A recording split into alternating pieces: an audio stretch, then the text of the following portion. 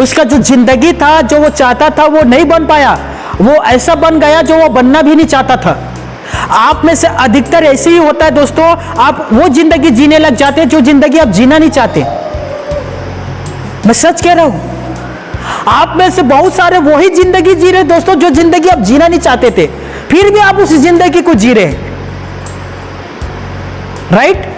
मैं उस जिंदगी को जी रहा हूं जो जिंदगी में जीना चाहता था। मैं यीशु को स्वीकार करना चाहता था, मैंने किया। मैं प्रचार करना चाहता था, मैंने किया। मैं आराधना के गीत गाना चाहता था, मैं गाता हूं। मैं डापली बजाना चाहता था, आज मैं बजाता हूं। मैं गिटार बजाना चाहता था, आज मैं बजाता हूं। ये जिंदगी में जीना चाहता था, इसीलिए मैं जिंदगी जीता हूं। क्या आप कह सकते हो कि जिंदगी में जीना चाहता था इसीलिए मैं जिंदगी जी रहा हूं?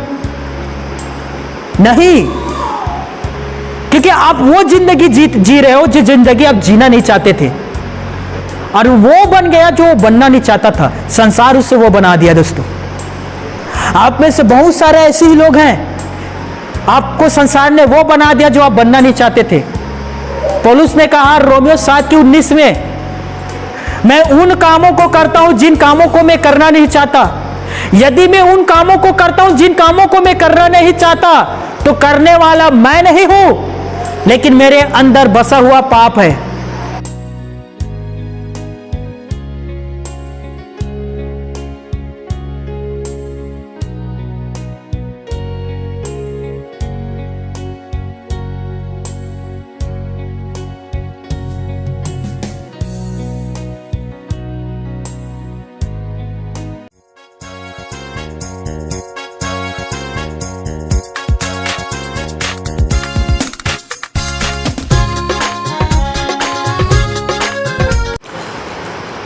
सभी को जय मसीह की, प्रेज द लॉर्ड। एक दूसरे से जय मसीह के कहे हंसते हुए। यस, आज महीना का पहला रविवार है, आशीष का दिन है दोस्तों।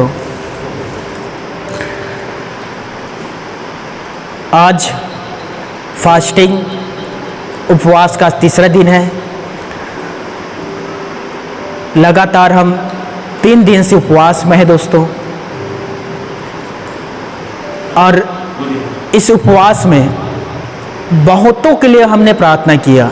बहुत सारे भाई बहन के लिए प्रार्थना किया, बहुत सारे निवेदन हमारे पास आए दोस्तों। और मैं अब सबसे कहता हूँ, परमेश्वर ने उन भाई बहन के जीवन पर काम भी किया। हालेलुया। यदि परमेश्वर काम नहीं करता तो हम 3 दिन तक क्यों भूखा प्यासा रहते? हम भी तो संसारिक लोगों को जैसे कहते हैं ना, आओ खाए पिए, कल को किसने देखा है, एंजॉय करें।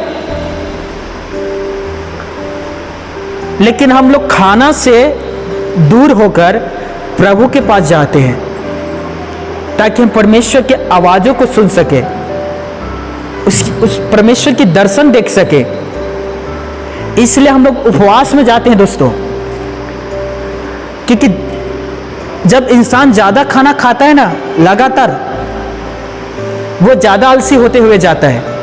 लेकिन एक उपवास ऐसा दिन और आशीष वाला समय होता है दोस्तों, जब हम उपवास रहते तो चाह कर भी हमें नींद नहीं आता, क्योंकि भूख ऐसा है जो नींद आने नहीं देता।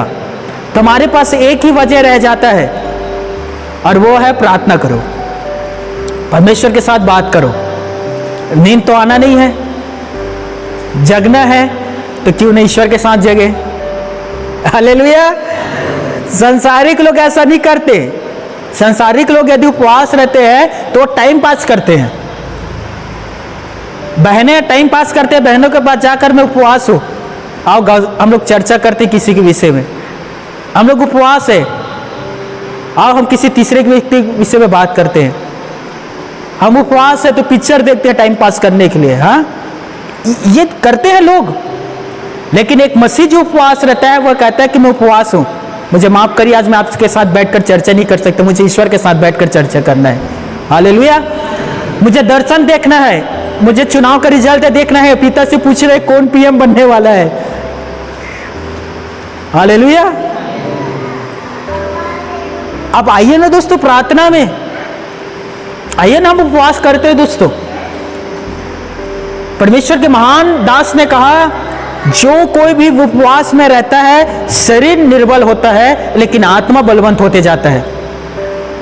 याद रख लीजिए, उपवास का बहुत बड़ा आशीष है दोस्तों कि हमारा शरीर कमजोर होता है लेकिन आत्मा बलवंत होते जाता है। हालेलुया।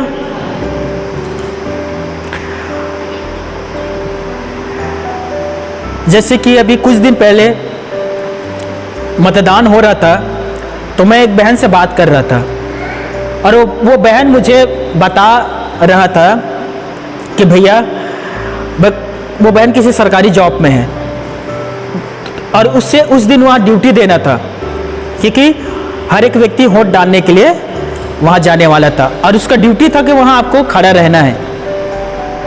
और उस बहन की छोटा सा बच्चा है, उसे ड्यूटी में जाना था, इसलिए उसने अपने पति का कार लिया, अपने पति से कहा कि मुझे ड्यूटी में जाना है, बच्चों को भी लेकर जाना पड़ेगा, छोटा बच्चा है, और एसी चालू करके बच्चे को कार में लेटाकर एसी चालू करके पति कार में है और वो ड्यूटी में गया है, क्योंकि ऊपर से आदेश आया था कि उसे ड्यूटी करना है। यदि ड्यूटी पर वो नहीं जाती तो हो सकता है उस पर कार्रवाई हो सकता था, लेकिन बच्चा भी था, बच्चों को लेकर ड्यूटी में गए। पति कार में है, बच्चा कार में है, एसी चल रहा है, वो ड्यूटी में है। कितना ईमानदारी के साथ हम ड्यूटी करते हैं ना, क्योंकि सरकारी जॉब है, चला गया तो ईमानदारी के साथ वर्षा होता है, हम खेत में जाकर अपने काम पूरा करते हैं, चाहे कितनों भी पानी गिरे। ईमानदारी के साथ हम दूसरे के खेत में काम करने के लिए जाते हैं, बाकायदा 5 या 6 घंटा हम काम करते हैं। लेकिन यही ईमानदारी चर्च में क्यों दिखाई नहीं देता? यही ईमानदारी हम चर्च में क्यों नहीं दिखाते दोस्तों? चर्च के प्रति लोग लापरवाह होते हैं। चाहे आप सुबह 10 बजे मीटिंग रखो, लोग 10:30 11 को आएंगे। चाहे आप 1 बजे मीटिंग रखो, हम लोग रखते थे ना भी, लोग 1:30 बजे आएंगे। चाहे आप शाम को 4 बजे मीटिंग रखो, लोग 4:30 को ही आएंगे। मुझे बता, आप चाहते क्या हो? रात 12 बजे मीटिंग रखे तो 11:30 को पहुंचोगे? ड्यूटी तो ईमानदारी से करते हैं दोस्तों, नौकरी तो ईमानदारी से करते हैं, उसका वेतन भी आपको मिलता है। क्या परमेश्वर के आप काम करोगे, ईश्वर आपको वेतन नहीं देगा? क्या परमेश्वर आपकी तनख्वाह को रोक देगा? उतना ईमानदारी हम चर्च के प्रति दिखाएंगे दोस्तों, तो मैं सच कहता हूं, आप यहां थे, आप यहां पहुंच गए होते। लेकिन हम करते क्या है चर्च और कलीसिया के प्रति दोस्तों? जाएंगे आराम से यार, कौन सा पास्टर भी भागेगा? कौन सा यीशु मसीह भाग रहा है? मैंने तो प्रभु से सुबह ही प्रार्थना में कहा था, प्रभु आज मैं थोड़ा देर में पहुंचूंगा, लेकिन आप समय पर पहुंचना, मेरा इंतजार करना, मैं थोड़ा देर में पहुंचूंगा। आप यकीन नहीं करेंगे दोस्तों, आज सुबह 8 बजे मीटिंग था। 3 दिन सब लोग 8 बजे मीटिंग के लिए प्रार्थना कर रहे हैं और प्रभु से कह रहे हैं, प्रभु हमें 8 बजे मीटिंग आज इस रविवार करना है, आपकी उपस्थिति चाहिए हमें। अब 8 बजे वहां उपस्थित रहना, हम आपको महसूस करना चाहते हैं, आपसे आशीष पाना चाहते हैं। प्रभु 8 बजे यहां आ गया और हम लोग कितने बजे आए दोस्तों? बाइबल कहता है इफिसियों के पत्री 5वें अध्याय 14 पद, समय के बहुमूल्य समझो। नूह के समय लोग समय का ना अपमान करते थे, केवल 8 लोग बचाए गए, सारे लोग जल से नष्ट किए गए। नूह के समय को व्यर्थ लोग समझने लग गए थे। सदोम और अमोरा नष्ट हुआ, लूत और उनके परिवार बचाए गए, बाकी सारे लोग आग के द्वारा जल गए। आज भी यदि आप लापरवाह रहेंगे दोस्तों, तो कल आप क्या लेखा दोगे, मुझे समझ में नहीं आता। क्योंकि हर एक को परमेश्वर के सिंहासन के सामने खड़ा होना है। आपने कभी ये सोचा है, मैं जीवते परमेश्वर के सामने खड़ा होऊंगा, मेरा क्या हाल होगा? कभी सोचिए ना दोस्तों। अभी एक वर्दी में आपके बीच यहां आ जाए, आपके अंदर उथल पुथल होने लगता है। ये वर्दी वाले बाबू यहाँ क्यों आए हैं? क्या हमें अरेस्ट करने आया है? क्या किसी ने कंप्लेन कर दिया? मेरा एक चाचा है, उसे बस इतना बता देता हूँ, आज पुलिस आपके घर आने वाला है, वो 3 दिन से लापता हो जाता है, वो घर ही नहीं आता, वो जंगलों में बिता लेगा, वो आएगा ही नहीं घर। वो बस उससे इतना कह देता हूँ पुलिस आने वाला है आपके घर पूछताछ के लिए, वो भाग जाता है, जबकि उसने ना हत्या किया है, ना चोरी किया है, ना लड़ाई झगड़ा किया, ना किसी के साथ मारपीट किया है। बस पुलिस के नाम सुनकर वो भाग जाता है, वो इतना डरता है पुलिस वाले से। मैं सच कह रहा हूं। 2023 में जनवरी में जब पुलिस हमारे घर आया करता था हमारे सुरक्षा के लिए, तो बहुत सारे विश्वासी पलट पलट कर देखते थे, ये पुलिस बैठा है। उस व्यक्ति के चेहरे में पावर नहीं है, वर्दी में पावर है। वो हमारे भी चाहता है, हम लोग कहीं ना कहीं अंदर से अनकंफर्टेबल महसूस करते हैं, आया क्यों है, क्योंकि बिना मतलब के वो हमारे पास नहीं आएगा। वर्दी में इतना पावर है, सोचिए दोस्तों परमेश्वर में कितना पावर होगा। इब्रानियों के पुस्तक 10वें अध्याय 31 पद में लिखा है, जीवते परमेश्वर के हाथ में पड़ना भयानक बात है दोस्तों। जीवते परमेश्वर के सामने हम जाकर खड़ा होंगे और हर एक चीज का लेखा परमेश्वर हमसे लेगा, और हर चीज के लेखा हमें परमेश्वर को देना होगा। उस दिन हमारा क्या होगा, क्योंकि पत्रस 5वें अध्याय में कहता है कि लेखा लेने के आराम विश्वासी से किया जाएगा, आराम हमसे होगा। मेरे प्यारे भाइयों, मेरी बहनों, मैं आप सभी से निवेदन करता हूं, आप सबसे समय के प्रति, टाइम के प्रति ईमानदार रहे। लापरवाह आप समय के प्रति रहेंगे, मैं सच कहता हूं आप बड़े गड्ढे में गिरोगे दोस्तों। बड़े बड़े शहर में चले जाओ, अमीर लोगों से पूछिएगा समय की कीमत, वो बताएगा टाइम इज ए मनी, पैसा से ज्यादा महत्व है समय का। आप पूछिए ना दोस्तों जाकर। एप्पल कंपनी 1 सेकेंड में 1 लाख रुपए कमाता है, 1 सेकेंड में 1 लाख। उससे पूछिए समय की कीमत। अब चलिए उससे मत पूछिए, अपने किसान हैं, आपसे पूछिए समय की कीमत, 1 साल की कीमत जब फसल काटते हैं। थोड़ा सी देरी होगा और समय पर आप फसल नहीं काटोगे, आपके 1 साल बर्बाद हो जाएगा। हमारी बहनों भाइयों से पूछिए 1 महीने की कीमत, यदि 1 महीना की वेतन नहीं मिलता, घर चलाना मुश्किल हो जाता है दोस्तों। 1 मिनट की कीमत आप भी देखे होंगे, जब 1 मिनट देर से आप पहुंचे, आपका ट्रेन या बस छूट गया हो, 1 मिनट की देरी से हुआ है आपके साथ ऐसा? 1 सेकेंड की कीमत पूछिए दोस्तों अपने आप से, जब आप एक्सीडेंट से बाल बचे थे, 1 सेकेंड का अंतर था दोस्तों। मुझे याद है, मैं नोएडा दिल्ली में काम कर रहा था, 1 सेकेंड के द्वारा मैं बचाया गया था। 1 सेकेंड देरी होता 3 माला से मैं गिरने वाला था, 1 सेकेंड की देरी से मैं बचाया गया। समय की कीमत को मैं समझा करे दोस्तों, और खास करके परमेश्वर के प्रति कभी लापरवाह ना होना दोस्तों। निर्गमन के पुस्तक पढ़िएगा, जब परमेश्वर मूसा से कहता था कि तू तंबू में आ जा, मैं तुझसे बात करूंगा, मूसा तुरंत तंबू में जाकर परमेश्वर से बात किया करता था, लेट नहीं करता था दोस्तों। एक दूसरे का हाथ पकड़िए, हाँ। कभी भी, जोर से, कभी भी लेट मत करना, नहीं तो एक दिन लेट जाओगे। आमीन, हालेलुया, बोले प्रभु यीशु मसीह की जय। जैसे कि आप सबको पता है, आज महीना का पहला रविवार है और हम प्रश्न के जवाब में कुछ समय बिताते हैं, तो सब तैयार है उत्तर देने के लिए? प्रश्न मेरे पास तैयार है दोस्तों, मैं प्रश्न तैयार करके आया हूं घर से। आप तैयार हैं उत्तर के लिए? हाँ,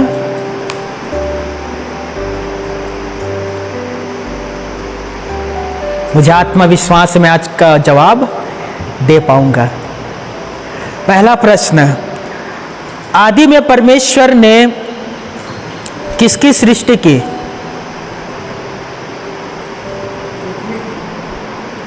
हाँ, जवाब दीजिए। आकाश और पृथ्वी की। ताली बजाए प्रभु पिता के लिए। दूसरा प्रश्न, परमेश्वर ने किस से कहा अब से तू इजराइल कहलाएगा? ताली बजाकर प्रभु की महिमा करें। याकूब से कहा था दोस्तों। तीसरा, इजराइली कितने साल तक जंगल में भटकता रहा? कितना? 40। पूरा जवाब दीजिए ना। 40 क्या? 40 दिन, 40 सालों तक। किसने किससे कहा मैं चाहता हूं तू शुद्ध हो जा? किसने किससे कहा था मैं चाहता हूं तू शुद्ध हो जा? हाँ, प्रभु ने, हाँ, कुष्ठ रोग से पीड़ित व्यक्ति से कहा, कोढ़ से पीड़ित व्यक्ति से। सही जवाब। नेक्स्ट ध्यान दीजिएगा। आकाश की वो दृष्टि करके तारागण को गिन, क्या तू तारागण को गिन सकता है? किसने किससे कहा? हाँ, परमेश्वर ने। सही जवाब। किससे कहा? अब्राहम से। ताली बजाकर प्रभु की महिमा करें। चलिए, लगता है आज पूरा तैयारी करके आए हैं। नेक्स्ट ध्यान दीजिएगा। चांदी और सोना तो मेरे पास नहीं है, परंतु जो मेरे पास है मैं तुझे देता हूं। यीशु नर्सरी के नाम से उठ और चल फिर। किसने किससे कहा था? हाँ, नया नियम पर है दोस्तों।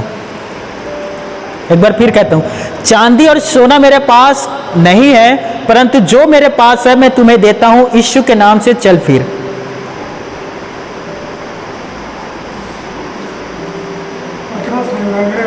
सही जवाब। ताली बजाकर प्रभु की महिमा करें। पतरस ने लंगड़े व्यक्ति से यह बात कहा था। नेक्स्ट ध्यान दीजिएगा। क्या मैं कुत्ता हूं कि तू लाठी लेकर मेरे पास आता है? किसने किससे कहा था? बहुत सुंदर और बड़ा घटना है दोस्तों विश्वासियों के लिए। कोई उसके पास लाठी लेकर गया था तो किसी ने कहा क्या मैं कुत्ता हूं कि तू लाठी लेकर मेरे पास आता है? बहुत हाइट था उसका।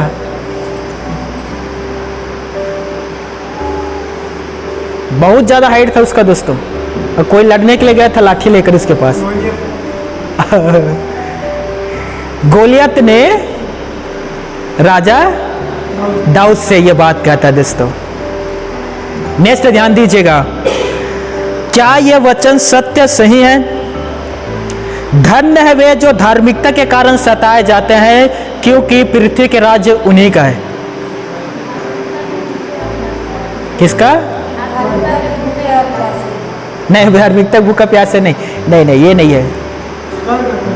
सही जवाब, ये सही जवाब है। क्या ही धन्य है वे जो धार्मिकता के कारण सताया जाता है, स्वर्ग का राज्य उन्हीं का है। ये सही जवाब है। नेक्स्ट ध्यान दीजिएगा। जगत की ज्योति मैं हूं, जो मेरे पीछे हो लेगा वह ज्योति में ना चलेगा। वो ज्योति में ना चलेगा। जगत की ज्योति मैं हूं, जो कोई मेरे पीछे हो लेगा वो ज्योति में ना चलेगा, वो अंधकार में ना चलेगा। सही उत्तर क्या है? वो अंधकार में ना चलेगा परंतु ज्योति में चलेगा। आखिरी नेक्स्ट ध्यान दीजिएगा। जो कोई तुम में बड़ा होना चाहे वह तुम्हारा गुरु बने। क्या वचन सत्य है? सही है? सही क्या है? जो कोई तुम में बड़ा होना चाहे वह तुम्हारा गुरु बने। सही क्या है? तुम्हारा सेवक बने। यह बात यीशु ने कहा था दोस्तों। हालेलुया। आज का वचन मैं शुरू करने जा रहा हूं दोस्तों। अब बड़े ध्यान से सुनिएगा। मैं कहानी से आरंभ करना चाहता हूं और मैं जानता हूं आप सभी को कहानी बहुत ज़्यादा पसंद रहता है। दो छोटे बच्चा अपने दादाजी के पास शरारती काम करने के लिए गया। दादाजी सोया हुआ था, तो दो छोटे बच्चा अपने दादा के जी के पास गया और एक छोटे से डब्बा से कुछ गंदी पदार्थ निकालकर दादाजी के मुंह पर लगा दिया। दादा सोए हुए हैं, छोटे बच्चे, शरारती कर रहा था और दादाजी की मुंह पर कोई गंदी चीज का पदार्थ लगा दिया और लगाने के बाद दोनों बच्चे भाग गए रूम से।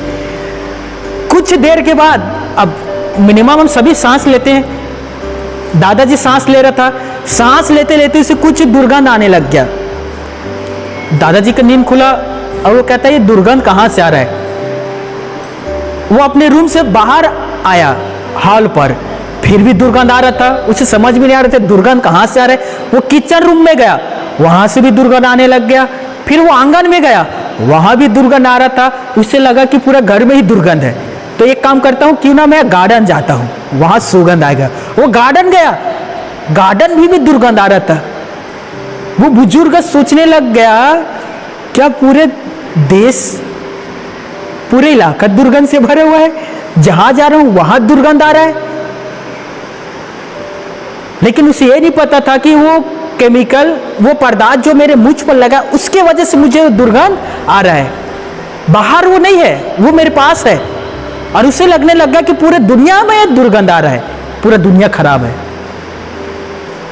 आप और मैं, कभी कभी हमें यही लगता है कि पूरी दुनिया खराब है हमारे लिए। जब हमारे जीवन पर कलेश से तकलीफ या विपत्तियां आते हैं तो लोग हमारे साथ खड़ा नहीं रहता, लोग हमारे साथ नहीं रहता दोस्तों, और हमें लगता है कि सब बेकार है, पूरा दुनिया खराब है, क्योंकि हमारे साथ हमारे दर्द में कोई हमारे दर्द समझने वाला नहीं है, हमारे दुख बांटने वाला नहीं है, और हम सोचने लगते हैं दुनिया खराब है। कबीरदास ने एक दोहा भी कहा था, आप सभी को स्मरण होगा, सुख में सुमरन ना किया, दुख में किया याद, कहे कबीरा दास से कौन सुने तेरे मुराद। कबीरदास कहता था दोस्तों कि जब तो सुख में था तब तो मुझे कभी याद नहीं किया, और दुख आया तो मुझे याद करने लग गया। तब कबीरदास कहता है कि ऐसे दास की प्रार्थना कौन सुनेगा। हमें भी लगता है कभी कभी कि जब हम दुख में रहते हैं, लोग हमारे से नाराज हो या हमसे दूर चले जाते हैं, हमारा परवाह नहीं करता, हमारा मदद नहीं करता, हमें दर्द तकलीफ में साथ छोड़कर चले जाते हैं। मैं आज आपको पवित्र शास्त्र बाइबल से सचेत करना चाहता हूँ, सावधान करना चाहता हूँ दोस्तों, उन्हें हम बदल नहीं सकते, उन्हें हम परिवर्तन नहीं कर सकते, लेकिन आप अपने आप को बदल सकते हैं। दुनिया भर में फूल बिछाने से अच्छा है कि आप चप्पल पहनकर चले, ध्यान दीजिएगा। दूसरे को बदलने से अच्छा है कि हम खुद को बदलें। और जब हम खुद को बदलेंगे दोस्तों, तो हम जब बदल जाएंगे तो दुनिया हमें अच्छा लगने लग जाएगा। किसी ने कहा था कि आप बुरे तो जग बुरा। जब कोई व्यक्ति बुरा होता है तो पूरे जग को बुरा लगता है कि पूरे जग के लोग बुरे हैं, पूरे दुनिया के लोग बुरे हैं। आप भला तो जग भला, आप अच्छे हैं तो पूरी दुनिया आपको अच्छे लगने लग जाएगा। बदलाव कहां से आरंभ होता है दोस्तों? पवित्र शास्त्र बाइबल क्या कहता है? मन फिराओ, आप फिरो, बुराई से फिर जाओ, गलत काम से फिर जाओ, अंधकार के काम से फिर जाओ, अपने भाई को ठोकर मत खिलाओ, पड़ोसी को नाराज मत करो, गंदे काम मत करो, गाली मत करो, लड़ाई झगड़ा मत करो, मन फिराओ, बुरे काम से फिरो। और जब आप अपने आप को फिरा लेते हैं, आप बुराई से फिर कर प्रभु के पास आते, देखिएगा दोस्तों आपको अच्छा लगने लग जाएगा। भजनकार दाऊद ने ना भजन संहिता में अच्छा आयत लिखा है दोस्तों, अध्याय आप मेरे साथ निकालिएगा। भजन संहिता 109 अध्याय पहला पद से लेकर हम 5वें पद तक देखेंगे। सभी निकालिए पवित्र शास्त्र बाइबल से भजन संहिता 109 अध्याय पहला पद से लेकर हम 5वें पद तक देखेंगे।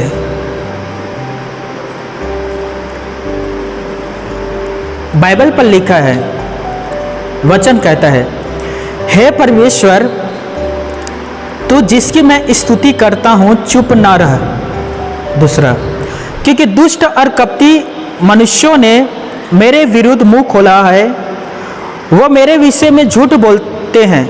तीसरा पद, उन्होंने बैर के वचनों से मुझे चारों ओर घेर लिया है और व्यर्थ मुझसे लड़ते हैं। चौथा, मेरे प्रेम के बदले में वे मेरा विरोध करते हैं, परंतु मैं तो प्रार्थना में लवलीन रहता हूँ। पांचवा, उन्होंने भलाई के बदले में मुझसे बुराई की और मेरे प्रेम के बदले में मुझसे बैर किया है।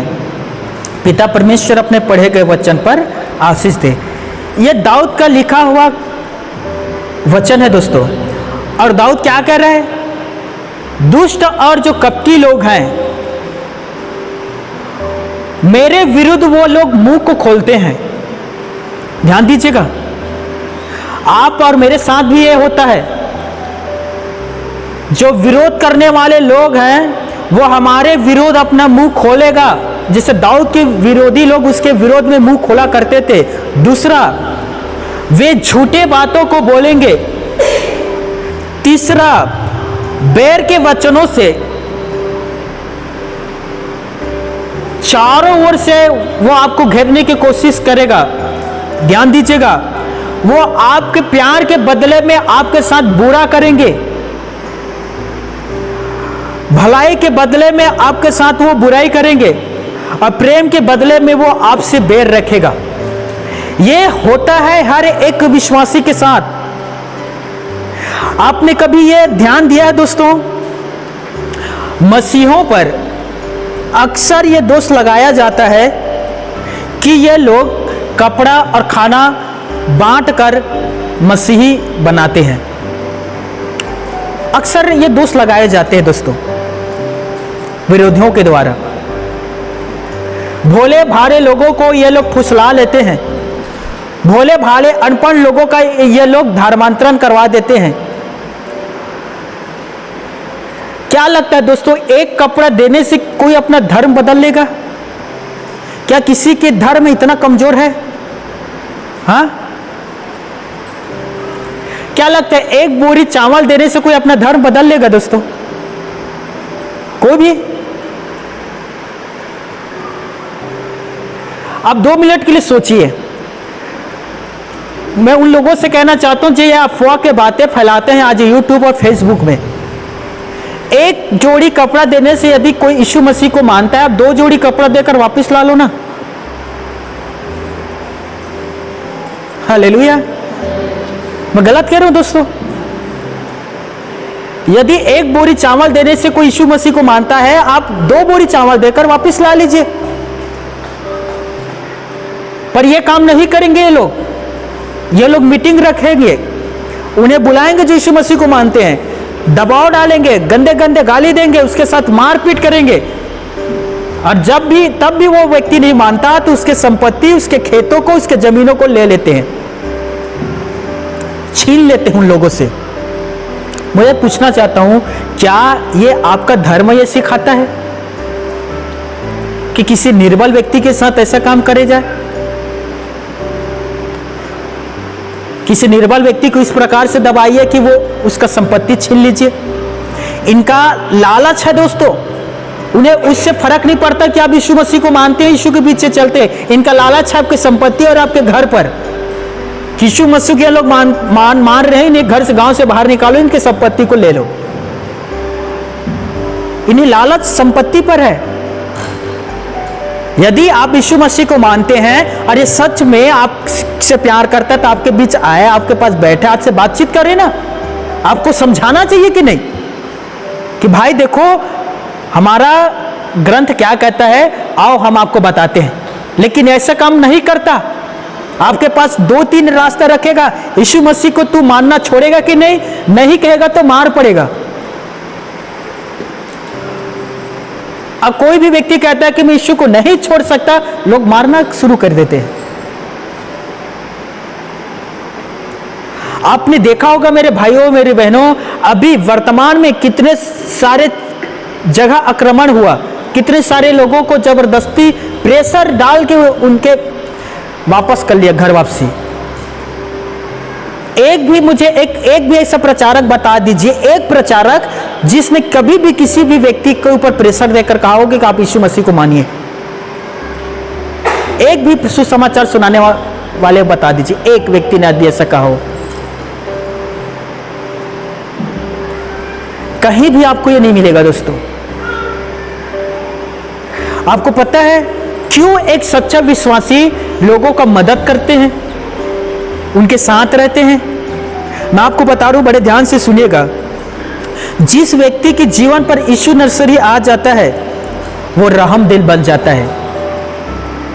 यीशु ने पहाड़ी उपदेश में कहा, क्या ही धन्य है वे जो दया करता है, उन पर भी दया किया जाएगा। एक व्यक्ति जब उद्धार प्राप्त कर लेता है ना दोस्तों, वो रहम दिल का बन जाता है। वो लोगों को ऐसे नहीं कहता कि तू दर्द में है, तकलीफ में, तू गड्ढा में गिरा है तो तू गिरे रहे। नहीं, जो व्यक्ति उद्धार पाता है वो व्यक्ति उसे गड्ढा से बाहर निकालता है। आज हम लोग उपवास प्रार्थना सभा में है दोस्तों, आज तीसरा दिन है। आप विश्वास नहीं करोगे कितने सारे मसीही विश्वासी भाई बहनों ने मेरे पास प्रार्थना निवेदन भेजा है, उनके लिए जो यीशु मसीह को नहीं मानता,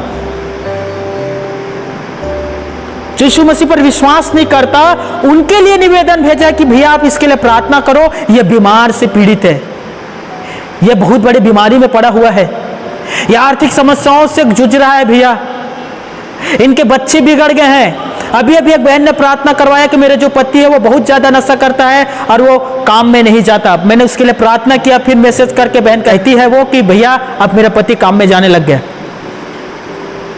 मुझे बताइए मेरे भाइयों और मेरे बहनों, एक विश्वासी अविश्वासी के लिए प्रार्थना क्यों करवा रहा है? क्योंकि उसके अंदर यीशु नर्सरी है। वो नहीं चाहता कि हमारा जो पड़ोसी है, हमारा जो भाई है, वो दर्द और तकलीफ में रहे। वो विश्वासी चाहता है कि जो मैं महसूस कर रहा हूं वो भी महसूस करे।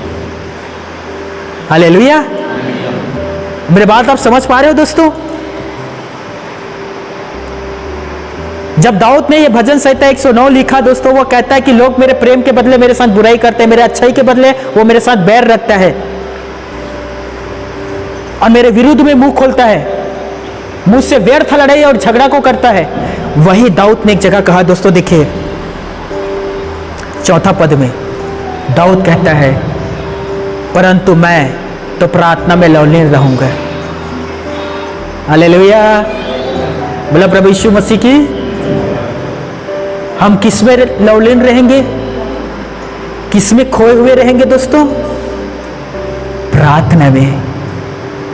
यदि कोई भी आपके साथ प्रेम के बदले बुराई करता है, अच्छाई के बदले नफरत करता है, आपके विरोध गंदी गंदी बातें करते हैं, आप पर झूठे दोष लगाते हैं, आपका निंदा करते हैं, आपके खिलाफ पंचायत में बैठक करते हैं, आपके ऊपर दोष लगाए जाते हैं, उस समय आप प्रार्थना में लौलीन रहना, आप प्रार्थना में खो जाना। यह काम दाऊद किया करता था दोस्तों।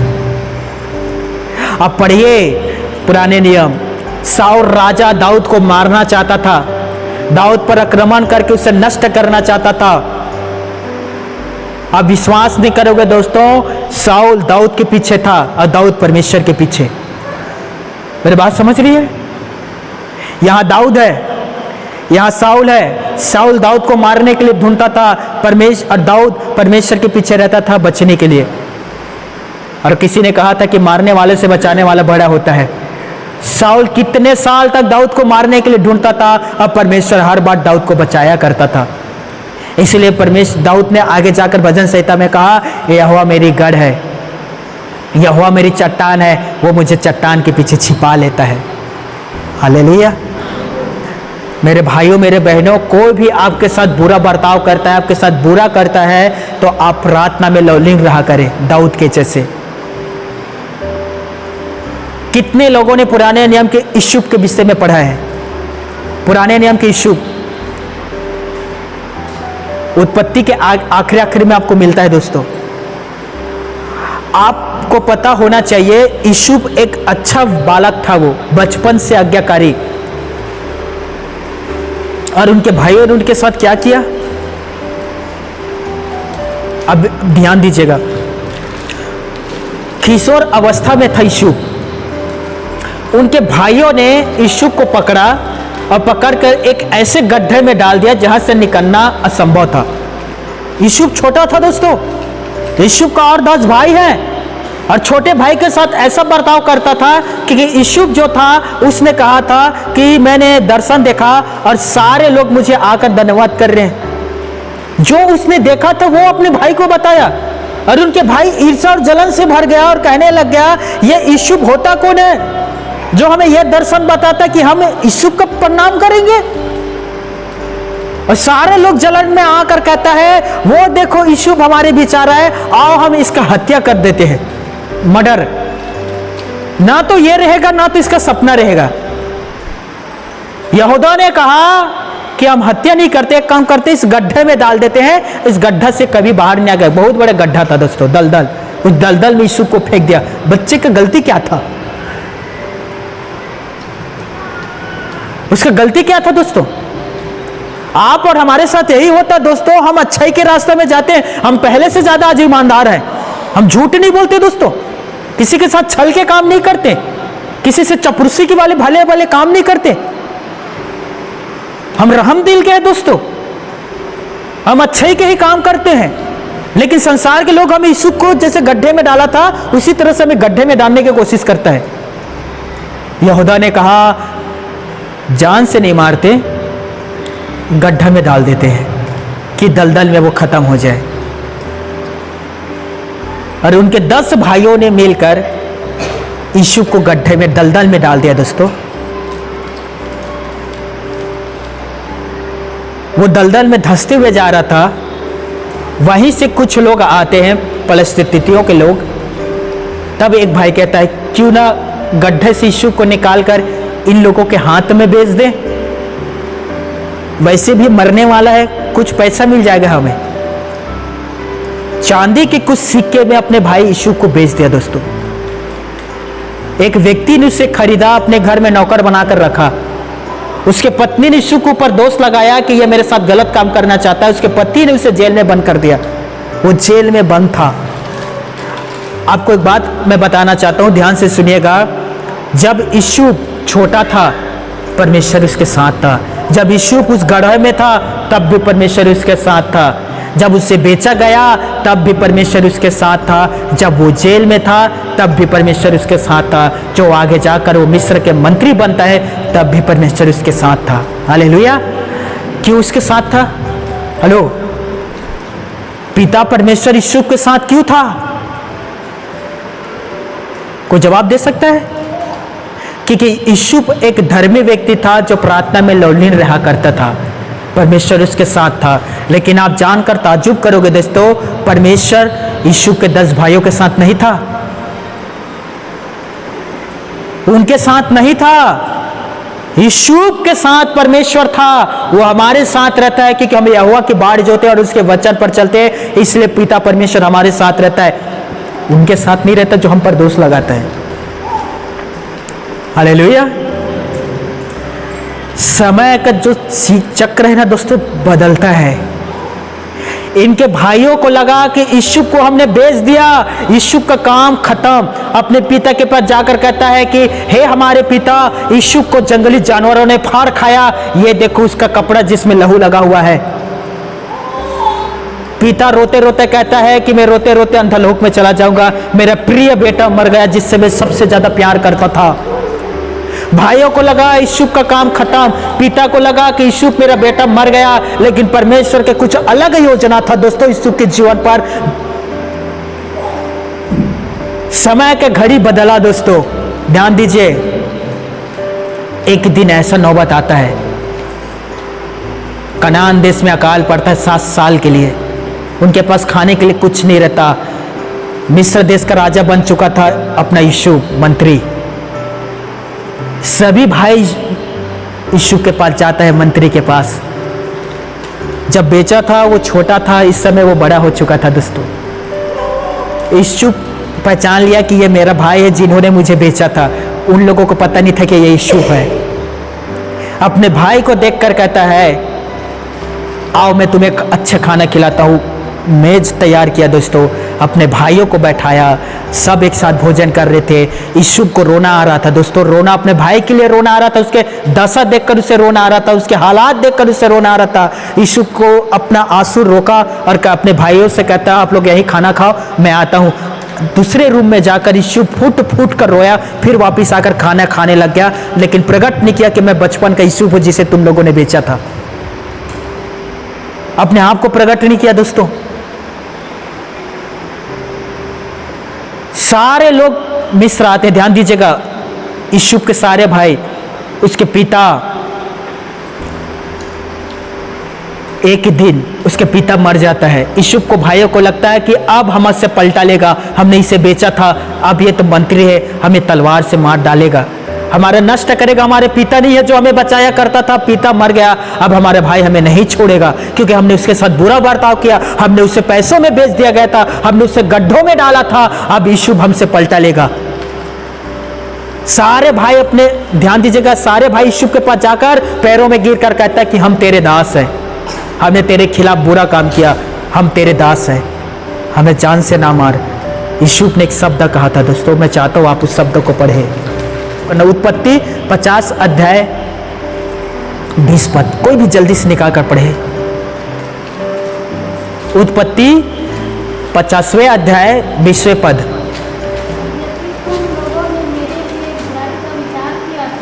यीशु ने अपने भाई से कहा, तुम लोगों ने मेरे विषय में बुराई का विचार किया था, परंतु परमेश्वर ने उसी बात में भलाई का विचार किया। हालेलुया। अर्थात आप समझ रहे हो, कोई भी व्यक्ति आपके विषय में बुराई का विचार करता है या गढ़ता है, परमेश्वर पिता उसे भलाई में बदल देगा। आमीन, हालेलुया। एग्जाम्पल आपको देता हूं, ध्यान दीजिएगा, उपमा। 2017 की बात है दोस्तों, मेरे गांव के कुछ लोग मेरे पास आया और मेरे पास आकर कहता है, तू सुसमाचार सुनाना बंद कर दे। मैंने कहा, प्रभु का आज्ञा है, मैं इसे बंद नहीं कर सकता। हम तुझे आखिरी वार्निंग देते हैं कि तू सुसमाचार सुनाना बंद कर, नहीं तो हम तुम्हें जेल में डलवा देंगे। जब तू जेल की रोटी और हवा खाएगा तब तुझे पता चल जाएगा। मैंने उन लोगों से कहा, मैं सुसमाचार प्रचार करना बंद नहीं कर सकता। तब मुझ पर एक झूठा दोष लगाया गया और मुझे जेल में बंद करवा दिया दोस्तों। इन लोगों को लगा कि जेल में जाकर अगेश्वर के साथ बुरा बर्ताव होगा, बुराई होगा, तब इसे ठिकाना में आ जाएगा कि हमने कहा था प्रचार बंद कर दे, और अक्कल ठिकाना आ जाएगा और दोबारा ये प्रचार नहीं करेगा। और इन लोगों ने झूठा दोष लगाकर मुझे जेल में बंद भेज दिया। मैं जेल चला गया दोस्तों। इन्हें लगा कि जेल में उसके साथ बुरा होगा, लेकिन आप विश्वास नहीं करोगे, जेल में जाने से ही पहले परमेश्वर ने मेरे लिए वहां हर प्रकार की चीज व्यवस्था करके रख दिया गया था। जेल में मेरे साथ किसी भी प्रकार के बुरा नहीं हुआ, बल्कि गांव से, घर से ज्यादा अच्छा बर्ताव जेल में मेरे साथ हुआ। हालेलुया। इन्हें लगा कि अगेश्वर का वहां जाकर बुरा होगा, वहां जाकर मेरे साथ भलाई हुआ। मैं वहां 8 दिन तक सुसमाचार प्रचार करते रहा। यह बात ये लोग नहीं जानते, यह बात परमेश्वर को पता था दोस्तों। हालेलुया। निर्गमन पर लिखा है, परमेश्वर के वचन पर कहता है वो कि जहां तू जाएगा वहां मैं पहले से ही तेरे लिए मैं प्रबंध करके रख दूंगा, लोगों के अंदर भय उत्पन्न करवा दूंगा। हमें वहां जाने से ही पहले परमेश्वर ने मेरे लिए प्रबंध करके रखा था। यदि कोई भी आपके विषय में बुरी चीज गढ़ता है, कल्पना करता है, रणनीति को बनाता है, परमेश्वर उस बुराई को भलाई में बदलने की सामर्थ्य भी रखते, इस बात को याद रखिएगा। हालेलुया। पुराने नियम पर लिखा है व्यवस्था विवरण में दोस्तों कि एक वोर से तुम पर आक्रमण करेगा, लेकिन यहोवा उन्हें 7 वोर से भगाएगा। निर्गमन पर परमेश्वर के वचन कहता है कि तू मेरे आज्ञाओं का पालन कर, मेरे साथ चल, मैं तुम सबसे सच सच कहता हूं, तेरा शत्रु मेरा शत्रु हो जाएगा, तेरा विरोधी मेरा विरोधी बनेगा। जो कोई भी तुझे छूना चाहेगा वो मुझे छूना चाहेगा, यदि तू मेरे वचन पर चलता है। हालेलुया। मेरे प्यारे भाइयों, मेरे बहनों, आइए हम सभी आज ही दोस्तों प्रभु परमेश्वर के वचन पर चलिए। और देखिए मेरे दोस्तों, उन तमाम कामों को जो आज तक आप नहीं देख पाए हैं, उन तमाम कामों को परमेश्वर पिता आपके द्वारा करवाएगा। उन कामों को आप अपने जिंदगी पर, अपने घर पर, अपने परिवार पर होते हुए देखोगे, यदि आप उसके वचनों पर चलते हैं। हालेलुया। यीशु के साथ बुरा हुआ, लेकिन परमेश्वर ने उस बुराई को अच्छाई में बदल दिया। दोस्तों, यीशु ने कहा, हे मेरे भाइयों, मैं आप लोगों से पलटा नहीं लूंगा। आज इसीलिए मैं मिस्र में प्रधानमंत्री बनकर हूं, क्योंकि परमेश्वर ने मुझे बनाया है ताकि मैं तुम्हारे पालन पोषण कर सकूं। वो रहम दिल का व्यक्ति था दोस्तों यीशु। उसके अंदर ना कोमलता भरा पड़ा था। हमारे भाई हमारे साथ ऐसा बर्ताव करे, हम क्या करेंगे उसके साथ? हाँ? आंख के बदले आंख, दांत के बदले दांत, हाथ के बदले हाथ, और नाक के बदले नाक। मतलब नाक फोड़ेगा तो आप भी नाक फोड़ोगे ना। एक गाल को मारेगा तो दूसरा को आप भी मारोगे ना। अभी अभी कुछ दिन पहले एक विश्वासी कह रहा था, तू ना मुझे क्रोध मत दिला, नहीं तो मैं अपने पुराना जिंदगी में लौट आऊंगा। पुराना जिंदगी में लौट आऊंगा, फिर तुर्रम खान बन जाऊंगा। फिर पता है ना पुराना जिंदगी में रहा कैसे। अपनी पत्नी से कह रहा था, तू मुझे क्रोध ना दिला, नहीं तो पुराना जिंदगी में लौट आऊंगा। पत्नी, मत आना मत आना, पुराना जिंदगी में मत आना, बहुत बुरे थे तू। लोग धमकी देते हैं दोस्तों, मुझे नाराज मत करना, पुराने जिंदगी में लौट आऊंगा। फिर तुम्हें पता है मैं कैसा था? कैसे थे आप बताइए? सुअरों के जैसे। हाँ बली भाई, कैसे थे? उन तमाखुरों को खाना जिसे सुअर भी नहीं खाते, कैसे थे? सच तो है ना। ये विश्वासियों का आजकल के नया धमकी है, नया ट्रेंड आया है आजकल इस समय। क्रोध मत दिलाना, नहीं तो मैं पुराना जिंदगी में लौट आऊंगा। अब उसे क्रोध दिलाइए, भर भर के क्रोध दिलाइए, और उनसे कहना, ये वचन आप पर फीट खाता है, ये वचन आप पर फीट खाता है। क्रोध, सभी कहना क्रोध। क्रोध, कभी भी आपके पति या पत्नी कहता है ना कि मुझे क्रोध नहीं दिला, नहीं तो मैं पुराना जिंदगी में लौट आऊंगा या लौट आती हूं, तब अब उससे कहना, ये इस वचन को कहना, सबोध देशक में लिखा है 5:7-9 में। मेरे साथ कहना, क्रोध मूर्खों के मन में भरा रहता है। हालेलुया। कभी भी कहेगा ना पुराना जिंदगी में लौट आऊंगा, तो आप कहना आप मूर्ख हो, आप मूर्ख हो। इसीलिए आपके अंदर क्रोध भरा हुआ है। दो तरह की क्रोध होता है, ध्यान दीजिएगा। एक क्रोध जायज है, जो धार्मिकता की क्रोध होता है। यीशु नर्सरी ने देखा कि मेरे मंदिर के साथ गलत काम कर रहे हैं, मेरे मंदिर में व्यापार का काम हो रहा है, और परमेश्वर के मंदिर को व्यापार के मंदिर बना दिया है। यीशु को क्रोध आया। यह धार्मिकता का क्रोध था दोस्तों। उसने रस्सी लिया, उसका कोड़ा बनाया और सारे जानवरों को वहां से भगा दिया, और जो लोग व्यापार का काम कर रहे थे उसके टेबलों को पलट दिया, और सारे लोगों से कहा, मेरे पिता के घर को व्यापार के घर मत बनाओ। यह धार्मिकता का क्रोध था दोस्तों। लेकिन कुछ क्रोध ऐसा क्रोध होता है जो बेमतलब का होता है, जिसका ना तो सिर होता है ना तो पूंछ होता है, फिर भी लोग क्रोध करते हैं। राइट? हमारी बहनें, छोटी से बात को लेकर झगड़ा हुआ, छोटा बच्चा जाकर मम्मी मम्मी पानी, भग जाए यहां से, तुझे पानी चाहिए। तेरा बाप ऐसे भी मेरा खून चूस रहा है, तुझे पानी चाहिए, तुझे भी खून चूसना है, अभी छोटा है, अभी। और उसने आपका क्या बिगाड़ा बताओ?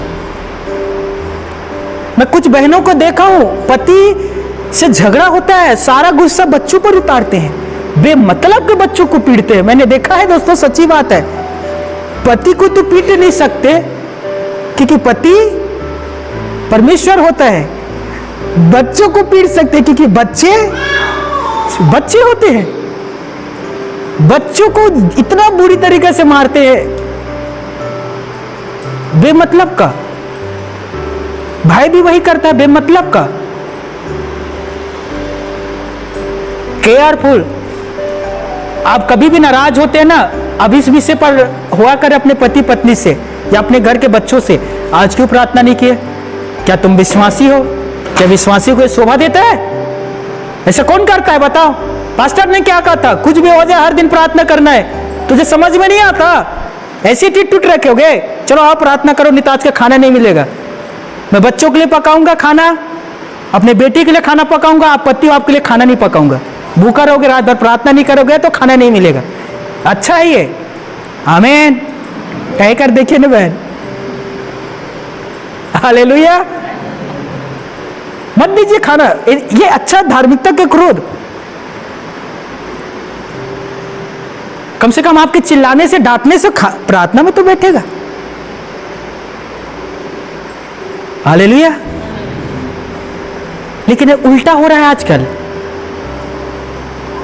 मेरे भाइयों मेरी बहनों, अच्छा चीजों के लिए, खास करके धार्मिकता की चीजों के लिए, कामों के लिए अब चिल्लाएं, ये अच्छी बात है। अव्यर्थ चीजों को लिए अब चुप रहे, मौन। हालेलुया।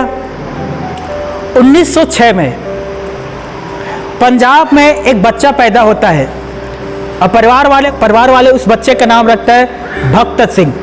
1906 की सच्ची बात है। जब वो 20 साल का होता है, पढ़ने के लिए इग्निस्तान जाता है वो दोस्तों, पढ़ाई करने के लिए। वो सिख परिवार में पैदा हुआ था, पंजाब, भक्त सिंह। जब वो विदेश पढ़ने के लिए जाता है, वहां वो शराब पीना शुरू कर देता है, सिगरेट पीना शुरू कर देता है, क्लब में जाकर डांस करना शुरू कर देता है, बुरी संगति में पड़ जाता है। ध्यान दीजिएगा दोस्तों, बहुत बड़ा गवाही है। और वो संसार में पूरा खो गया और वो एक शराबी व्यक्ति बन गया। माँ बाप को लगता था कि हमारा बेटा पढ़ाई करने के लिए गया है, या माँ बाप पढ़ाई करने के लिए पैसा भेजा करता था और उन पैसों को वो शराब में उड़ा दिया करता था, क्लब में जाकर उड़वा दिया करता था, सिगरेट पीने में खत्म कर दिया करता था। एक नया फैशन धारण कर लिया था दोस्तों। उसका जो जिंदगी था, जो वो चाहता था, वो नहीं बन पाया। वो ऐसा बन गया जो वो बनना भी नहीं चाहता था। आप में से अधिकतर ऐसे ही होता है दोस्तों, आप वो जिंदगी जीने लग जाते हैं जो जिंदगी आप जीना नहीं चाहते। मैं सच कह रहा हूं। एक शराबी जब शराब पीता है ना, वो आकर अपने घर में वादा करता है, कल से मैं शराब बिल्कुल नहीं पीऊंगा। शराब पीना सच में गलत होता है, लेकिन जैसे ही शाम होता है वो फिर से शराब पीता है। वो पीना नहीं चाहता, लेकिन वो पीता है। पीने के बाद उसे महसूस होता है कि मैं ये तो करना नहीं चाहता था, क्यों ये काम कर दिया। आप में से बहुत सारे वही जिंदगी जी रहे दोस्तों, जो जिंदगी आप जीना नहीं चाहते थे, फिर भी आप उस जिंदगी को जी रहे हैं। राइट? मैं उस जिंदगी को जी रहा हूं जो जिंदगी में जीना चाहता था। मैं यीशु को स्वीकार करना चाहता था, मैंने किया। मैं प्रचार करना चाहता था, मैंने किया। मैं आराधना के गीत गाना चाहता था, मैं गाता हूं। मैं डापली बजाना चाहता था, आज मैं बजाता हूं। मैं गिटार बजाना चाहता था, आज मैं बजाता हूं। ये जिंदगी में जीना चाहता था, इसीलिए मैं जिंदगी जीता हूं। क्या आप कह सकते हो कि जिंदगी में जीना चाहता था इसीलिए मैं जिंदगी जी रहा हूं? नहीं, क्योंकि आप वो जिंदगी जी रहे हो जो जिंदगी आप जीना नहीं चाहते थे। नशा की जिंदगी, गलत दोस्तों के साथ गलत बातों को करने की जिंदगी। एक व्यक्ति जब पाप के सागर में रहता है ना दोस्तों, पाप के सागर में, तो उसे खुद कुछ ज्ञात नहीं होता कि वो पाप के सागर में है। जब वो सागर से बाहर निकलता है दोस्तों, तब उसे पता चलता है कि मैं पाप के सागर में क्या कर रहा था। अब बाहर निकलिए, आए। अब उसमें पाप के सागर में गोते खाते मत रहिए दोस्तों, बाहर निकल आए।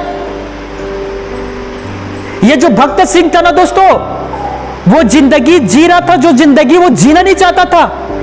जब वो पंजाब में था, सिख परिवार में पैदा हुआ था, वो बाकायदा वो मंदिर जाया करता था, गुरुद्वारा, बाकायदा वो आराधना प्रार्थना किया करता था, बाकायदा वो जूता पॉलिश किया करता था श्रद्धा भाव से, बाकायदा वो बड़े बड़े अपने दाढ़ी को रखा था, मूछों को रखा था, बालों को नहीं बनाते उन लोग, बाल नहीं बनाया करता था। लेकिन वो जैसे ही वो विदेश गया, उसका पूरा परंपरा रीति रिवाज बदल गया और वो बन गया जो वो बनना नहीं चाहता था। संसार उससे वो बना दिया दोस्तों। आप में से बहुत सारे ऐसे ही लोग हैं, आपको संसार ने वो बना दिया जो आप बनना नहीं चाहते थे। पौलुस ने कहा रोमियो 7:19 में, मैं उन कामों को करता हूं जिन कामों को मैं करना नहीं चाहता। यदि मैं उन कामों को करता हूं जिन कामों को मैं करना नहीं चाहता, तो करने वाला मैं नहीं हूं, लेकिन मेरे अंदर बसा हुआ पाप है। मेरे अंदर बसा हुआ पाप। आज भी बहुत सारे लोग यही करते हैं, क्योंकि उसके अंदर वो बसा है पाप, और वही पाप उसे भलाई काम करने से रोकता है। कितने बार मेरे यहाँ के भाई बहन मेरे पास फोन करके कहता है, भैया रविवार को मैंने अंगीकार किया था, आज के बाद मैं उन कामों को नहीं करूंगा, लेकिन कुछ दिन के बाद मैंने फिर से उस काम को करने लगा। मैं वो अच्छा काम करना चाहता था, उसे नहीं कर पाया, लेकिन जो बुरा काम मैं करना नहीं चाहता था, उसी बुरा काम को मैंने कर दिया। मैं ऐसा क्यों किया भैया? मैंने कहा आपके अंदर बसा हुआ पाप है। कुछ लोगों को ना तरस आता है, तरस, ध्यान से सुनिएगा। मुझे वो काम नहीं करना था, मुझे झूठ नहीं बोलना था, मुझे लड़ाई झगड़ा नहीं करना था, ओह मैंने गलत किया, मुझसे गलत हुआ। वो गलती अपने स्वीकार करता, कहता अरे यार नहीं करना था, मुझसे गलत हुआ। अपने आप को गलत महसूस करता है वो, लेकिन पश्चाताप नहीं करता, माफी नहीं मांगता। दोस्तों, उसे लगता है कि मैं उससे गलत हुआ है, लेकिन माफी नहीं मांगता। यही ठोकर का कारण है।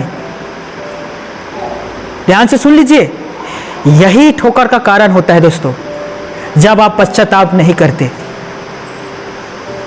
सच्चा पश्चाताप धार्मिकता लेकर आता है। शोक कभी भी सच्चा पश्चाताप लेकर नहीं आ सकता। ये जो भक्त सिंह था ना दोस्तों, विदेश में जाकर विदेश के रीति रिवाजों को पूरा अपना लिया, और उसके अंदर जो अच्छाई था वो सारा मर गया। उस जिंदगी को जीना चाहता था जो जिंदगी वो जीना नहीं चाहता था। एक ही दिन उनके दोस्तों ने कहा, आओ हम कनाडा चलते हैं। कनाडा गया दोस्तों घूमने के लिए, तो वहां उन्हें कुछ अच्छे लोग मिला, और उन अच्छे लोगों ने इससे कहा भक्त सिंह से, हम लोग मंदिर जा रहे हैं प्रार्थना के लिए, चलो तुम भी। इन्हें लगा चलते हैं, क्या होता है मंदिर जाने से। और वो यीशु मसीह के मंदिर था दोस्तों, चर्च। भक्त सिंह चर्च गया, सारे लोग प्रार्थना कर रहे थे, और अचानक पास्टर ने कहा हम प्रार्थना करेंगे, अब घुटने में आकर प्रार्थना करें। सारे लोग घुटने में आकर प्रार्थना करने लग गया। एक भक्त सिंह था जो घुटने में नहीं आया था, वो बैठा हुआ था। उसने देखा सारे लोग घुटने में आकर प्रार्थना कर रहा है, तो भक्त सिंह को लगा इनका रीति होगा, मैं भी घुटने में आ जाता हूं, नहीं तो सारे लोग मुझ पर दोष लगाएंगे। वो भी घुटना में आकर प्रार्थना करने लगा, और जैसे वो घुटने में आकर प्रार्थना करने लगा, उसी समय पवित्र आत्मा से छुआ, और वो रो रो कर प्रार्थना करने लग गया, और यीशु मसीह को उसी दिन उसने स्वीकार किया। पल भर में उसकी जिंदगी बदल गया दोस्तों। Hallelujah, hallelujah. शराब छूट गया, सिगरेट छूट गया, क्लब में जाना छूट गया, बुरा संगति छूट गया, हर प्रकार के बुराइयों को उसने छोड़ दिया। अब वो चर्च जाकर प्रार्थना करने वाला व्यक्ति बन गया। जिंदगी बदल गया उसका दोस्तों। उसने इंजीनियर फाइनल किया अपना पढ़ाई, और वो अपने माँ बाप से कहा मैं मुंबई इस तारीख को आने वाला हूँ, आप आ जाइए मुझे ले जाने के लिए। उसके माँ बाप मुंबई आ गए उसे ले जाने के लिए। वो विदेश से पढ़कर मुंबई आया दोस्तों। आते ही साथ उसके पिता कहता है भक्त सिंह से, मुझे पता चला कि तू ईसाई बन गया है। भक्त सिंह ने कहा हाँ मैं यीशु मसीह को मानता हूं। उसके पिता ने कहा आगे तू क्या करेगा, क्या तू मिशनरी बनेगा या तू फादर बनेगा, पास्टर। भक्त सिंह ने कहा मुझे पता नहीं, ईश्वर जो बनाएगा वो मैं बन जाऊंगा। उसके पिता ने कहा यदि तू मिशनरी या पास्टर बनना चाहता है, यीशु का प्रचार करना चाहता है, अपने तक रख, हमारे कुटुंबियों को पता ना चलना चाहिए कि तू यीशु मसीह को मानता है। किसी से ना कहना, किसी से भी तुझे नहीं कहना है। भक्त सिंह ने कहा यह मुझसे नहीं होगा, क्या मैं सांस लेना छोड़ सकता हूं? यीशु मेरे जीवन दाता है, उसने मुझे जीवन दिया है, मैं दूसरे को बताए बिना रह नहीं सकता।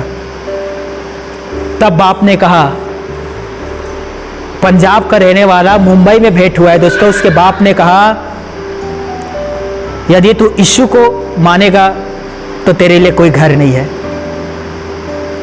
एक हाथ में भक्त सिंह का बैग है, सामान है, और बाप कह रहा है कि यीशु को मानेगा तो घर में आने की अनुमति नहीं है तुझे। भक्त सिंह ने कहा ईश्वर ने मुझे संभाला है, आगे रास्ता वो खुद मुझे दिखाएगा। सच्ची बात है दोस्तों 1900 की। उसके माँ बाप ने भक्त सिंह को वहीं छोड़ा, पंजाब लौटाया। भक्त सिंह के पास ना तो घर था, ना रहने का कोई स्थान था, ना कोई दोस्त था, ना किसी प्रकार के सहारा था। भक्त सिंह के पास यदि कोई था वो केवल यीशु नर्सरी। यही भक्त सिंह आगे जाकर भारत देश के लिए एक बहुत बड़े बेदारी लाया और लगभग 10,000 कलीसिया की स्थापना किया दोस्तों। 10,000 कलीसिया की स्थापना किया। आपको मैं ये बात इसलिए मैं बता रहा हूं दोस्तों, इसके साथ भी बहुत बुरा हुआ।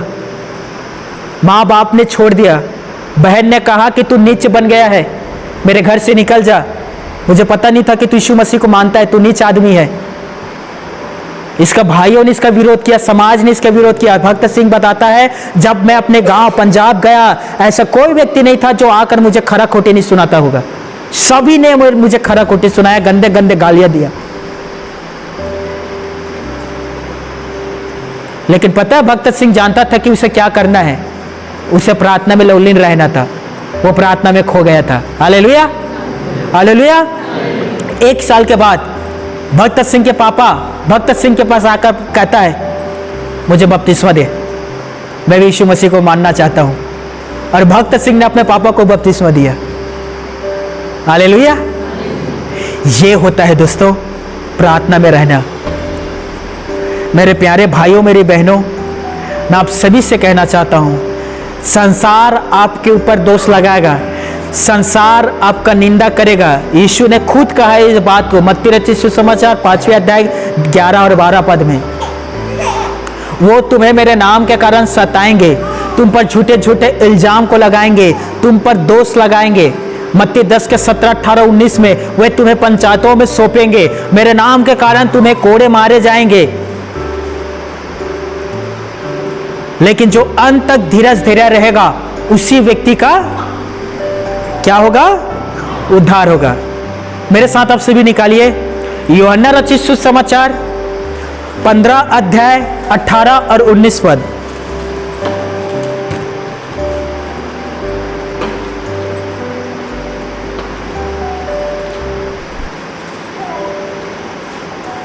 निकालिए दोस्तों।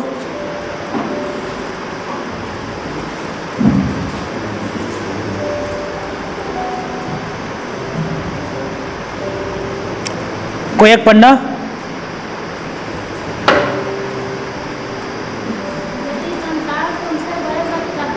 यदि संसार तुमसे बैर रखता है, तुम जानते हो कि तुमसे पहले उसने मुझसे बैर रखा। यदि तुम संसार के होते तो संसार अपनों से प्रेम रखता, परंतु इस कारण कि तुम संसार के नहीं, परंतु मैंने तुम्हें संसार में से चुन लिया है, इसीलिए संसार तुमसे बैर रखता है। पता है संसार आपसे बैर क्यों रखता है? क्योंकि यीशु मसीह ने आपको चुना है, इसीलिए संसार आपसे बैर रखता है। यदि यीशु नर्सरी आपको नहीं चुनता तो संसार के साथ आप खाना खाया करते थे और ड्रिंक पिया करते थे जब आप संसार में थे।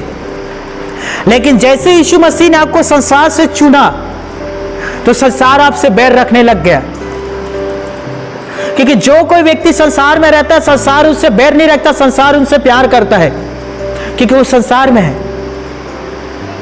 इसीलिए मेरे भाइयों, मेरे बहनों, यदि कोई आपसे बैर रखता है तो आप आनंदित और मगन होना, क्योंकि आप संसार में नहीं है। प्रभु यीशु मसीह ने आपको संसार से चुनकर चर्चे में लाया है। आप पवित्र हो चुके हैं। यीशु ने यूहन्ना रचित सुसमाचार 13 अध्याय में कहा कि तुम शुद्ध हो चुके हो। यीशु मसीह ने आपको शुद्ध किया है। आज आप प्रभु यीशु मसीह की धार्मिकता हो। आज आप यीशु के क्रूस उठाकर उसके पीछे चलने वाले परमेश्वर की सच्ची संतान हो। हालेलुया। इसीलिए संसार आपसे बैर करता है दोस्तों। यदि संसार आज भी आकर आपके ऊपर दोष लगाता है, आप आनंदित और मगन होना। एक और आयत को निकालिए, हमारे पास समय की कमी है, मेरे साथ निकालिए। फर्स्ट है पहला कुरिन्थियों 4 अध्याय 12 और 13 पद निकालिए।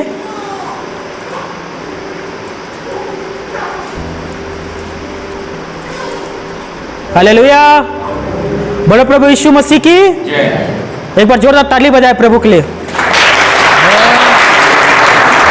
Hallelujah, hallelujah.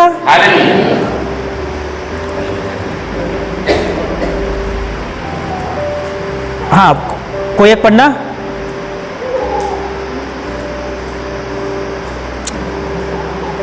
पहला कुरिन्थियों 4 अध्याय 12 और 13 पद।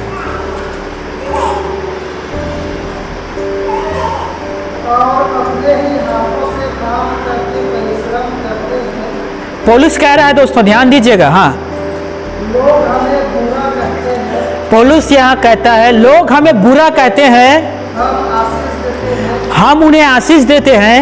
वे सताते हैं, लोग हमें सताते हैं, हम सहते हैं, हम सहते हैं। वे बदनाम करते हैं, लोग हमारा बदनाम करते हैं, हम विनती करते हैं। हम उनके लिए विनती करते हैं।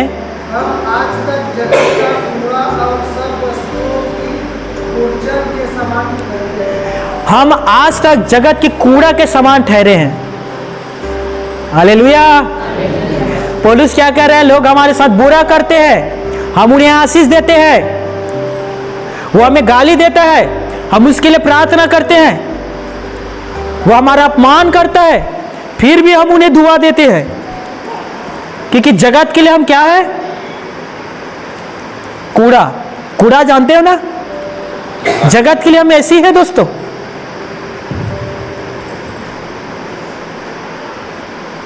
कभी भी बुराई के बदले बुराई मत करिएगा, गाली के बदले किसी को गाली मत दीजिएगा, नफरत के बदले किसी के साथ नफरत ना करना, मारपीट के बदले किसी के साथ मारपीट मत करिएगा दोस्तों। क्योंकि बाइबल कहता है कि भलाई करके तुम बुराई को जीत सकते हो, और बुराई करके बुराई को तुम कभी जीत नहीं सकते। महात्मा गांधी का एक सिद्धांत था, उसके हाथ में लाठी लेकर वो चलता था, लेकिन कभी उसने लाठी से किसी भी व्यक्ति को मारा नहीं दोस्तों। तब पढ़िए ना गांधी के जीवन शैली। उसने हिंसा का रास्ता अपनाया कि अहिंसा का रास्ता अपनाया था? गांधी जी ने किस रास्ता को अपनाया था? अहिंसा। और सारे अंग्रेजों को भगा दिया भारत से अहिंसा के रास्ते में चलकर। उसने लाठी का इस्तेमाल कभी नहीं किया दोस्तों। हालेलुया। मेरा बाइबल कहता है इब्रानियों की पुस्तक में कि तुम बुराई करने वालों के साथ भलाई करो, तुम भलाई करके बुराई करने वालों को जीत सकते हो। लेकिन यदि तुम बुराई करने वालों के साथ बुराई करते हो तो तुम भी बुरे बन जाते हो। और यह काम हमें कभी भी नहीं करना है मेरे भाई और मेरे बहनों। पहला पत्रस 3 अध्याय 9 पद, पत्रस ने वहां लिखा, हे मेरे भाइयों, तुम किसी को गाली के बदले गाली मत देना, किसी के साथ बुराई के बदले बुराई मत करना, क्योंकि तुम आशीष के वारिस होने के लिए बुलाए गए हो। हालेलुया। और आशीष के वारिस कभी भी इन कामों को नहीं करता है दोस्तों। क्या लगता है दोस्तों, जब से मैं प्रभु का प्रचार कर रहा हूं, लोग मेरा स्वागत पुष्प हार माला से करते हैं। आ जाइए मेरा गांव, और मेरे गांव आकर 10 लोगों से पूछिए गेश्वर वर्मा कौन है, आपको पता चल जाएगा। मेरे से ज्यादा वे लोग जानते हैं मेरे बारे में। स्वागत आइए हमारे घोड़ा गांव और मेरे विषय में पूछिए, फिर आपको पता चलेगा कि गेश्वर के स्वागत कैसा होता है, फूल माला से या कांटा से। पूरे दुनिया में जितने राजा महाराजा हैं या जो था, सभी के स्वागत कैसे होता था? सुंदर ताज पहनाए जाते थे उसके सिरों पर। और यीशु का सिर पर क्या था? कांटों का ताज। वो राजाओं के राजा और प्रभु के प्रभु कहलाते थे, फिर भी उसके पास हजारों सैनिक नहीं था, फिर भी वो राजा था दोस्तों। पता है जब वो मरा यीशु क्रूस पर, तो वो वहां एक बोर्ड टांगा गया और उस बोर्ड पर लिखा था यीशु मसीह यहूदियों का राजा, जिसके पास एक जोड़ी से ज्यादा कपड़ा नहीं था दोस्तों, ना कोई सैनिक था, ना कोई रथ था, ना हथियार था। पत्थर से पता नहीं कहां से हथियार रखा था, यीशु ने कहा हथियार फेंक दे, नहीं तो तू हथियार से मारा जाएगा। लिखा था वहां 3 भाषाओं में, इब्रानी, लतीनी, यूनानी, तीनों भाषा में लिखा था यीशु नर्सरी यहूदियों का राजा। वो कांटों का ताज पहना था दोस्तों। आप कौन सा ताज पहनोगे बताइए बली भाई? फूलों का?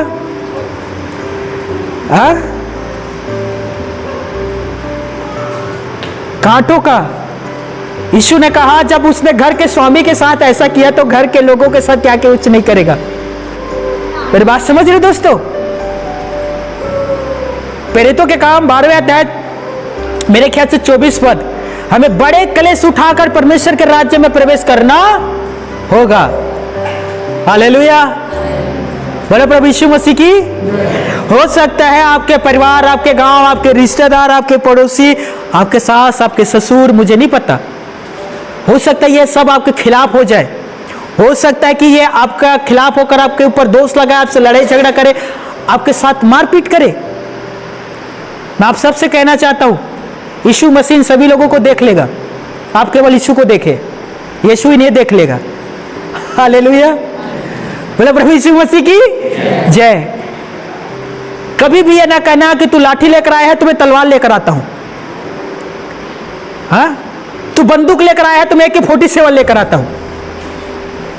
तू बांस का लाठी लेकर आया तो मैं तेंदू का लाठी लेकर आता हूं। ये क्या है दोस्तों? हाँ, तू अपने पत्नी के साथ लेकर आया है तो मैं 2 पत्नी लेकर आता हूं। मैं किसी बात पर तुझसे कम नहीं हूं। हम लोग यही कहते हैं, मैं सच कह रहा हूं। हम लोग कहते हैं तेरे से हम किसी भी चीज में कम नहीं है।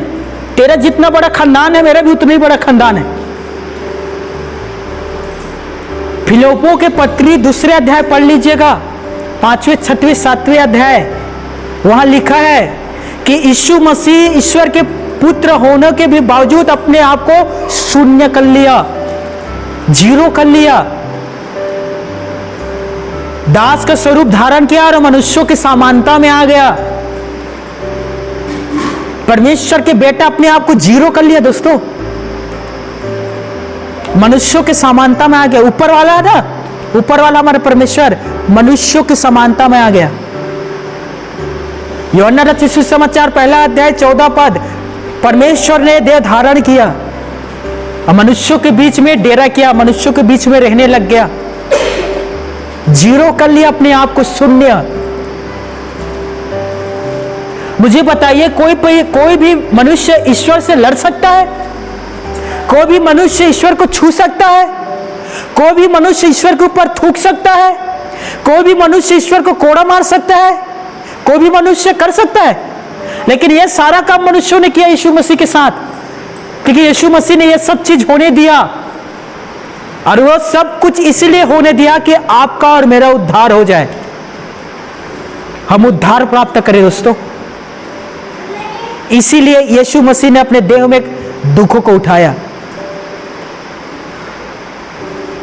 हालेलुया। मैं आप सबसे कहता हूं, आज के बाद कोई भी आपके खिलाफ गलत शब्दों को इस्तेमाल करता है तो आप क्या करोगे? हाँ, ईश्वर आपको आशीष दे।